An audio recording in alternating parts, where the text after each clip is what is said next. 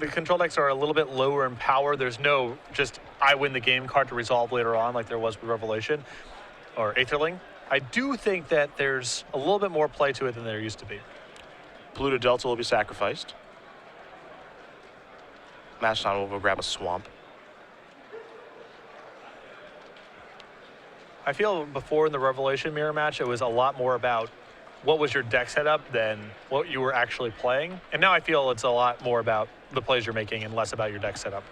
And what's interesting here is you see that Alex is going to start off with a Thoughtseize where Kurt opted not to cast one early in the game. So Kurt does have a Thoughtseize of his own, 2 negates, a Pearl Lake Ancient, and a Jace's Ingenuity to go along with a Polluted Delta and an Island. Some interesting cards there in Kurt's hand. You know, makes you wonder, do you want to take the Thoughtseize? Taking one of the negates seems maybe a little redundant, but Pearl Lake Ancient is kind of the red herring there. Might be Kurt's only way to win the game.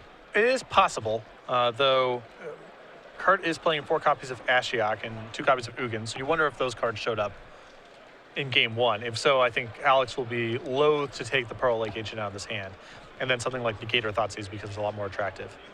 Alex is going to go with the Pearl Lake Ancient, wants to take the big win condition. A Temple of Deceit is the follow-up, and a passing of the turn. An Island, and Kurt will pass. Still not willing to cast Thoughtseize. Wants to use that to clear the way, and Alex says, I will cast a Thoughtseize, and that'll, of course, get a negate. Kurt has 2 of those after all. And now another Thoughtseize. Well, then. Fair enough. I wonder what we're taking with this one. So what's interesting about this, I like Kurt sitting on the Thoughtseize for a turn where he's either trying to push something through or keep Alex off of something specific. The fact that he didn't Thoughtseize on the first turn of the game means he probably doesn't respect the possibility of Grind Clock. Because if Alex had a turn 2 Grind Clock, this game's over.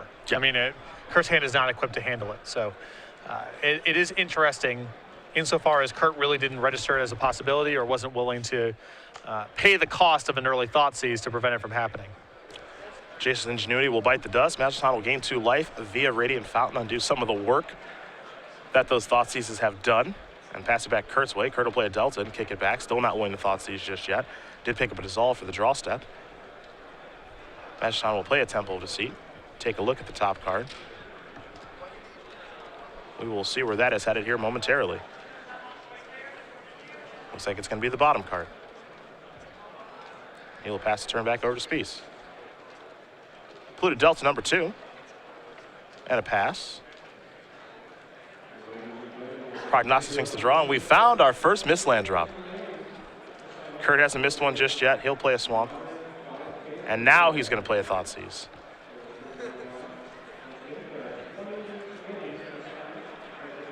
And it's all about the timing with the Thoughtseizes here. Alex says, I'll negate. Kurt, do you have an interest in negating back? No. Kurt just says, well, my Thoughtseize did a nice job there. Got a counterspell. Yeah, he's not willing to commit any mana to fight over that when he would have to lose his Dissolve shields if he negates back. And that could give Alex the opportunity to resolve something big. Majlaton will pass the turn back. Still misses a land drop. Kurt's going to sacrifice both his Polluted Deltas here. Looks like on the upkeep. See what lands he wants to grab. It looks like he's going to go with 2 islands. So to make it 3 islands and 2 swamps total, 5 lands out there for Spiess.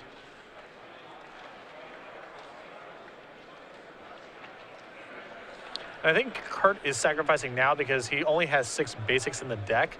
So if he draws a Polluted Delta and if he draws one of his basics, at this point he's at risk of a Polluted Delta not being able to find something later on in the game.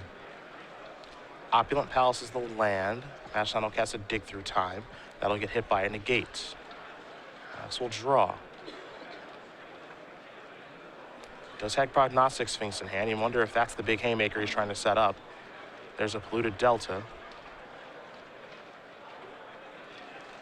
Also has his Jace's Ingenuity.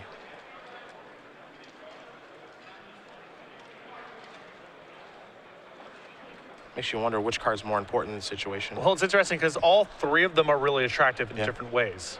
So what Alex wants to use as the test spell is interesting. Grind Clock was the test spell. It was hit with a Dissolve. Kurt, a little scry action, pass the turn back. Alex with a Swamp as his draw to go along with the Sphinx and Jace's Ingenuity. You see Kurt's hand, a Dissolve, and a Hero's Downfall. Alex going to sacrifice his Polluted Delta. Get an island. Very important for Kurt in that last turn, not like grind clock resolve. Yeah, I mean, Kurt's got nothing going. And even the win conditions that he has left in his deck aren't particularly fast. So if that grind clock resolves, I think he's really hard pressed to win.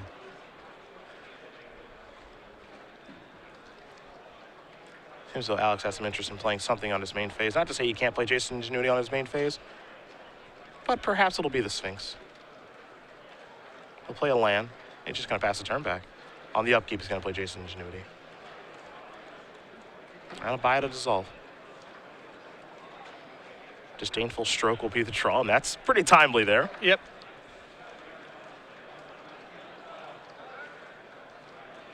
Same thing again. There's a Disdainful Stroke. Let's see what Kurt draws. There's a land, finally. He will play that land. Gain a little life off that Dismal Backwater, and Alex will draw. There's Prognostic Sphinx, with one card left in hand to be able to blink the hero's downfall. You see Kurt's draw that turn was a negate. Now, his spot removal provides a little bit of help here. But long term, it's going to be very hard for him to answer this Sphinx unless he has kept in some number of Crux of Fate, Perilous Vaults, or his own copies of Prognostic Sphinx. Block Superstar was Prognostic Sphinx. Had everything working for it at that tournament. 5 toughness, very important. Of course, the text discarding a card gains hexproof until end of turn, and well, Scry 3, that can run away with the game all by itself. Yeah, I mean, that's ensures that once you resolve it and start attacking, you're probably already a little bit ahead, or at least at parity. And then Scry 3 means you're never going to have a bad draw for the rest of the game, or probably not. Yeah, seems rather unlikely. Spiess will pass the turn back over to Majlaton. Majlaton will draw a card. It's time to Scry 3 yet again. Sphinx looking to run away with things here. Grind clock among the cards he's looking at. Looks like he's going to keep the clock on top, but the rest of the bottom. 3 damage will come across. Hero's Downfall in hand and among other options.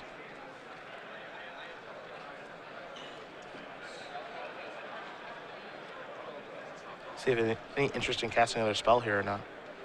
Again, Spiess with a Hero's Downfall and a negate in hand. A lot of cards in the graveyard. There is a Murklurker, so Alex is taking a more aggressive slant to the sideboard of games. Yeah, interesting. He must have just cut a ton of removal in his sweepers, really, to try to take a more aggressive approach. Kurt going to cast Hero's Downfall there. And now Ashiok off the top of the deck. We'll turn over 3 cards, grind clock among them.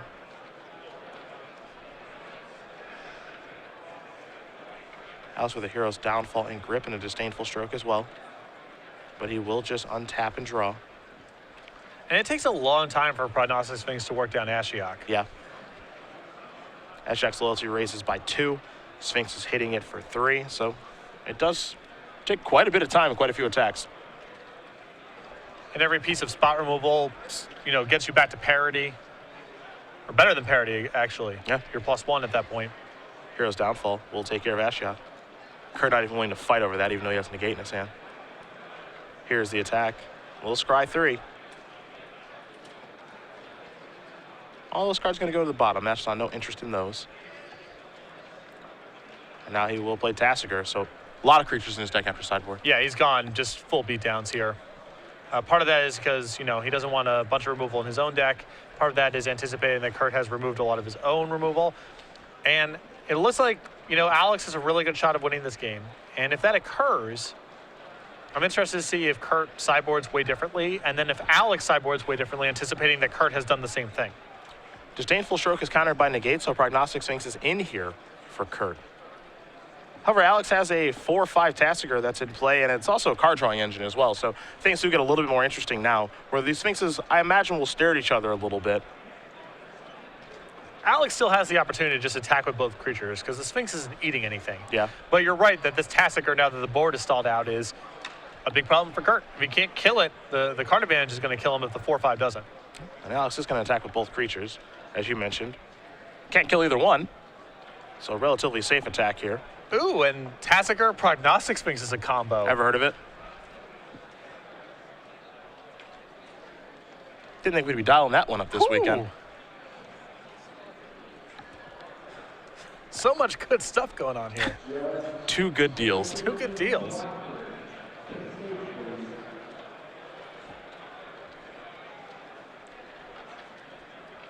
Tasker will go active. So you turn over a land and negate. Now, let's pick any card. And Kurt might actually have to give him Jace's Ingenuity here because everything else is too efficient.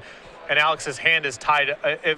If he gets a counterspell, then he can just spend his mana using Tasker anyway. So that is not great for Kurt in a number of respects. Yeah, Ingenuity, the card that was given to Majlaton.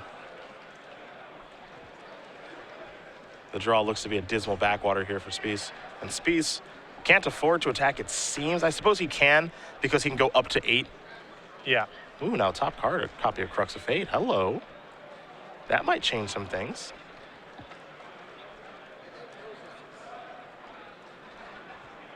He'll play the backwater, go up to 8, which means he can survive. Well, the problem is that most likely Alex can navigate this scry in such a fashion that Kurt is forced to give him a counterspell. Sure. Depending on what the top 3 is, maybe it's not a complete lock, but I think it's likely Alex can maneuver the top of his deck in such a way to ensure that he gets either negate or disdainful stroke. Attack time. Little scry action. Yeah, P is basically there. Disdainful stroke on a land. Yeah, so he has the setup. There's a dismal backwater there from Majlaton. Spiess going to go down to 1. Majlaton will go up a little bit to 14. Kurt will draw. He'll get in. Little scry here. Hoping his Crux of Fate will resolve, but as long as Majlaton does sequence things appropriately, he should be just fine. And there is Crux of Fate. And now here's a Tasker activation. Turn over 2 cards. Your options are counterspells or counterspells, and Kurt will concede the game. Alex Majlaton going to win game number 2 here over Kurt Spiess. These two good friends will do battle one more time in the blue-black control mirror. Alex looked like he had just a much better setup there post-board. I mean, he had a lot of creatures. He has Grind Clock for a free win, and not that much in terms of dead weight. Kurt's got a lot of removal, and it looked like he still had Perilous Vault in his deck. He's left in Crux of Fate.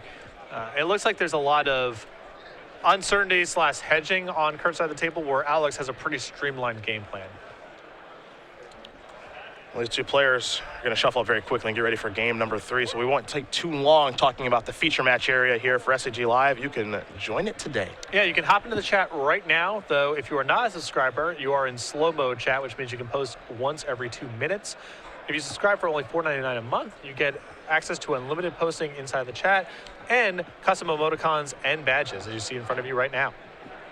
Myself, Patrick, Matthias, along with our Jetpack Penguin and our Slow Play Turtle. Custom emoticons, we're always taking your ideas for those as well. I want to make sure that your membership to the feature match area is the best it possibly can be. Twitch.tv/SCG Live. We appreciate you guys watching all weekend and every weekend here on the Open Series. If I was Kurt, I would feel really uncomfortable with how that game played out.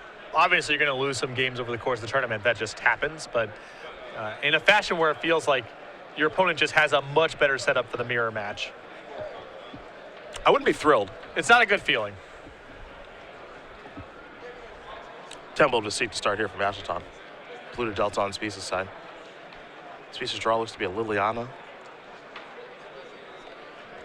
Temple of Deceit is what he'll play now. Leave a land on top. Don't want to miss those land drops in this control mirror. There is an island. Puts you to the test right away with a Grind Clock. Yup. Yeah, forces you to have negate or else. So there is a Perilous Vault in the list, and not a lot else. Well, here's Nashiok.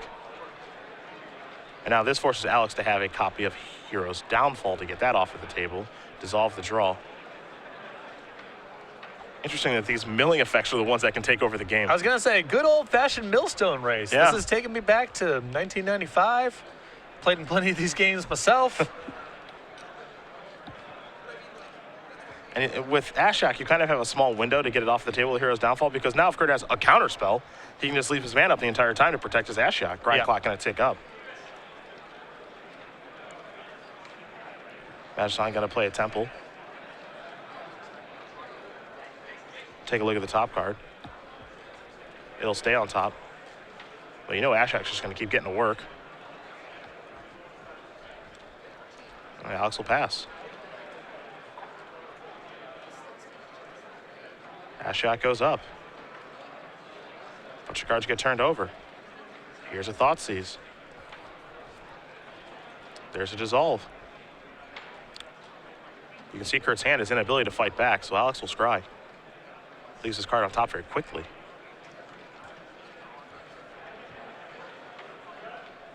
Grind clock will move up. Majlaton will draw. He did find a copy of Hero's Downfall. That is timely. The question, of course, is when does he want to cast it? On the upkeep or on his own turn? It's really rough if this doesn't work, so it's got to be timed perfectly. He's going to go with the upkeep. If Kurt's going to counter, he's going to have to use some mana on his own turn, and he can't get it done. Now, there is a card worth Hero's Downfalling, but a Disdainful Stroke will take care of that. And now Alex is on a clear board with a grind clock. At this point, it feels like Kurt has to get to his 1 Pearl Lake Ancient pronto. Yep. And even then, Alex can fend it off with his spot removal spells probably long enough for grind clock to take it down, especially now with Ashiok as for some double millstone action. The 1-2 punch. And he's hit a Pearl Lake Ancient and a Prognostic Sphinx. Well then. I think Kurt may be doomed. Kurt gonna draw a card. He will play Interpret the Signs. It's just another millstone. At this point, if Kurt is drawing cards, Alex is probably pretty happy. Yeah, I mean, it's blind hit. All right. Crux of Fate's not bad. That's 5 cards. It's a lot of milling, but yes. Yeah. Yeah, I guess Kurt's feeling was Dissolve's not good enough here. I need to go big or go home. Oh, Ugin is going big. They'll grind clock. Yeah, and Ashiok. Not the right time to find that. And I think he can't leave it on top either. Yeah. Now, I don't know how good it is to put it on the bottom and if he'll be able to get to it again, but leaving it on top is not great. It looks like that's what he's going to do, though. Grind clock can move to 5. In theory, he could put it to the bottom, polluted delta it back into the deck and draw it. Sure. But it's unlikely. Ashiok will turn over a bunch of cards. Kurt doesn't even want to draw an Ugin here because he doesn't get the grind clock off the table. Yeah. So it's no help. I'll call this permanent. Wow, wait. Yep. Didn't think that text was going to come up that much in Standard. Well, we saw it yesterday, unable to handle Nissa tokens. Yep. And now grind clock. Match not going to sacrifice those deltas. Get some lands out of the deck.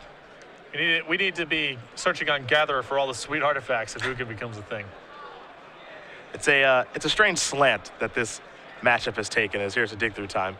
Shields are down, so Alex going to take the opportunity to resolve this. Look at 7 cards, take 2 with them. Pearl Lake Ancient among the cards he's looking at. But, we see a lot of mirror matches. You think about the Abzan mid-range match or, Green-Black Constellation, how grindy they are, and Doomwing Giants and Whip activations here. And this one's all about just milling someone out. Well, there's a lot of cheap mill effects, and these decks are not good at handling it, Yeah. There's no needle effect floating around. It's just there. And so Ashiok and especially Grind Clock can just run away with it.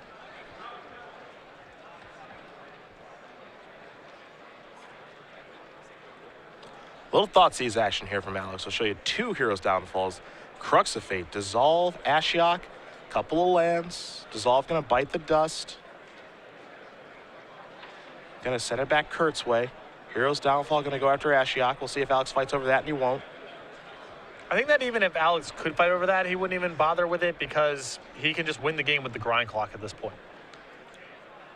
Alex with his Dissolve in hand, he will use that to get Ashiok off the table. He will scry. Top card becomes the bottom card. Opulent Palace here for Kurt, and quick passing of the turn. Grind Clock moved to 6. We'll see what Alex wants to shift gears and maybe start milling Kurt out. Got to find that right math where it's appropriate. Yep.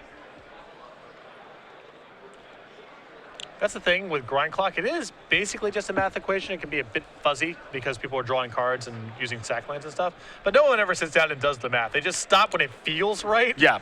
And I think Alex is probably going to start milling. It's Slumgar, the Drifting Death, or as we call him, Drifty D. Drifty D. And now we're going to start grinding Kurt out in increments of 6. Drifty D going to come into the red zone here for 3. And increments of 3. It's a race. Yeah. It's important to have both sides covered. Right. And now old Murky's here, the Merc Lurker. Just a really perplexing squad on Alex's side of the table. Is there any chance we can get an Infect creature out here? Dragon, Leech, Grind Clock. Here's Crux of Fate. Oh, but Alex has the different split. Yeah, yes, he sure does. Kurt will be grinded again for That 6 is cards here. awesome. The flavor really coming into it there. Dude, diversify your assets a little bit. That's true. One dragon, one leech. Crux Fate loses a lot of its impact.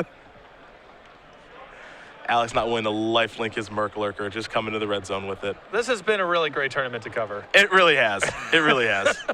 We've seen some things that I did not think we were going to see. Yeah. That's for sure. From grind clocks to Teamer Ascendancy to who knows what in the upcoming rounds. Some crazy things have happened. Fire Drinker Satyr beatdowns. Oh, well, you love that. Yeah, I do.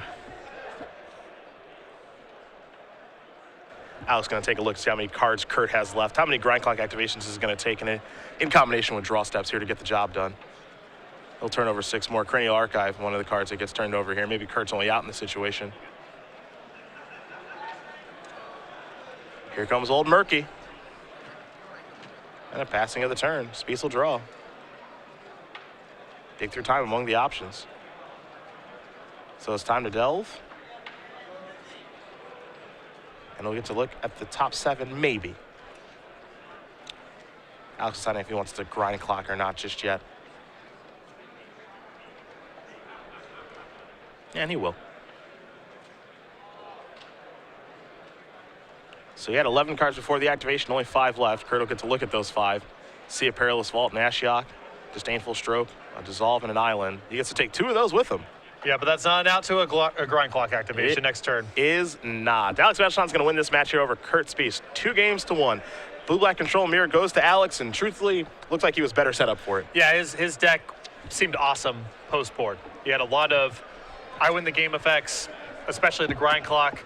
He had a lot of ways to interact, a lot of cheap stuff. I mean, it just seemed like a much better setup than what Kurt had. Also able to go beatdowns a little bit too, had more creatures, because he does have a lot of removal, but to be fair, both players have a lot of removal in their deck for this tournament. Well, you know, you have the 4 copies of Heroes Downfall, but those are really tax fighting over Ashiok and then other Planeswalkers.